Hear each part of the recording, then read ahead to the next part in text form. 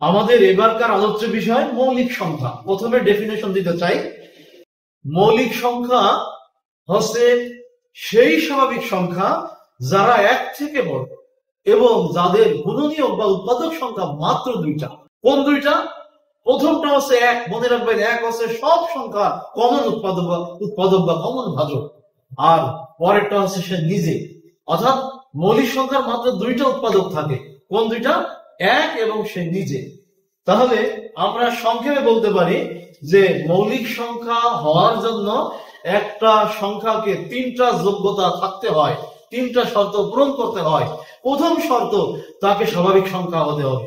দ্বিতীয় শর্ত, তাকে এক থেকে বড় হতে হবে। এক কিন্তু মৌলিকও না, যৌগিকও না, এটা মাথায় রাখতে হবে। তৃতীয় শর্ত, তার মাত্র দুইটা উৎপাদক থাকতে পারবে, বেশিও না কম না। এই কথাগুলো এখানে লেখা আছে। আমার এই মুহূর্তে মনে পড়ে যাচ্ছে, নীলক্ষেত শাখায় ক্লাস নিচ্ছিলাম, ঢাকা কলেজের 23 জন ম্যাথমেটিক্স এর স্টুডেন্ট ওই সন্ধ্যা 5-5:30টার ব্যাচে ক্লাস করতো। ওরা আমাকে কোশ্চেন করে ফেললো যে স্যার -3 মৌলিক না যৌগিক। আমি তাদেরকে পাল্টা কোশ্চেন করলাম, তারা কি স্বাভাবিক সংখ্যা? -3 কি স্বাভাবিক সংখ্যা? -3 কি এক থেকে বড়? তারা জবাব দিল না স্যার। তাহলে এইটা মৌলিক হওয়ার কোনো যোগ্যতাই নেই। আশা করি আপনারা বুঝতে পারছেন। আমি যে ডেফিনেশনটা দিলাম এটা স্মার্ট ডেফিনেশন। এই ডেফিনেশনের সাহায্যে মৌলিক সংখ্যার মৌলিকত্ব যাচাই করা যায়। কিন্তু আপনারা বা আমরা ছোটবেলায় যে ডেফিনেশনটা শিখেছি মৌলিক সংখ্যা, যে সংখ্যা এক এবং ওই সংখ্যা ব্যতীত অন্য কোনো সংখ্যা দ্বারা নিঃশেষ বিভাজ্য হয় না, ওই সংখ্যাকে মৌলিক সংখ্যা বলে। এই ডেফিনেশন দিয়ে কিন্তু এই জাতীয় ক্রিটিক্যাল কোশ্চেনের ব্যাখ্যা দেওয়া যায় না। আশা করি আপনারা এই ডেফিনেশনটার গুরুত্ব বুঝতে পেরেছেন। এখন আমরা কিছু মুখস্থ বিদ্যা অর্জন করবো, তারপরে আমরা কিছু কোশ্চেনের উত্তর দেব।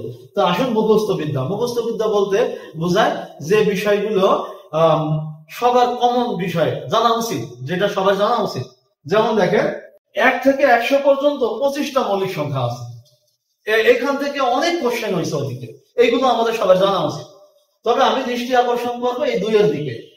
লক্ষ্য করেন, এখানে 2 নামের একটা সংখ্যা আছে, যেটা একমাত্র মৌলিক সংখ্যা যে জোড় এবং সর্বকনিষ্ঠ মৌলিক সংখ্যা। 2 এর থেকে ছোট কোনো মৌলিক সংখ্যা নেই, আবার 2 ব্যতীত আর কোনো জোড় সংখ্যা নাই যে মৌলিক। তাহলে 2 এর ব্যাপারটা আপনারা মনে রাখবেন। আর 25টা মৌলিক সংখ্যা আছে, দেখেন এখানে লেখা আছে 1 থেকে 100 পর্যন্ত। কোন রেঞ্জের মতো কতটি, এটা মুখস্থ থাকতে হবে। সব বইতে আছে, সবার কাছে আছে, আমি জানি। তারপরে এখানে আমি আলোচনায় নিয়ে আসলাম। আর 100 থেকে 200 এর মধ্যে মৌলিক সংখ্যা আছে 21টি। কোন রেঞ্জের কতটি, এটা একটু মাথায় রাখার চেষ্টা করবেন। তবে এই পর্যন্ত অবশ্যই, অর্থাৎ 100 পর্যন্ত অবশ্যই জানতে হবে। আর 200 বা তার বেশি, এটা আপনার ক্ষমতার উপর নির্ভর করবে। যদি আপনি পারেন অবশ্যই এটা মঙ্গলজনক হবে। আসুন আমরা এখন কিছু নমুনা কোশ্চেন দেখি। যেহেতু আমরা একটা শখ বা মুখস্থ বিদ্যা অর্জন করেছি, সেহেতু আমরা এখন কিছু কোশ্চেনের উত্তর দিতে পারবো। যেমন এখানে বলছে যে 1 থেকে 100 পর্যন্ত যত মৌলিক সংখ্যা আছে তাদের মধ্যে বৃহত্তম এবং ক্ষুদ্রতম মৌলিক সংখ্যার ব্যবধান কত? ব্যবধান বানানো একটু ভুল দেখা যাচ্ছে। তো যাই হোক, গণিতে ইমোশনাল হওয়া যাবে না, বানানটা আপনারা একটু কারেকশন ক্ষমাসুন্দর দৃষ্টিতে দেখেন। হ্যাঁ, আচ্ছা।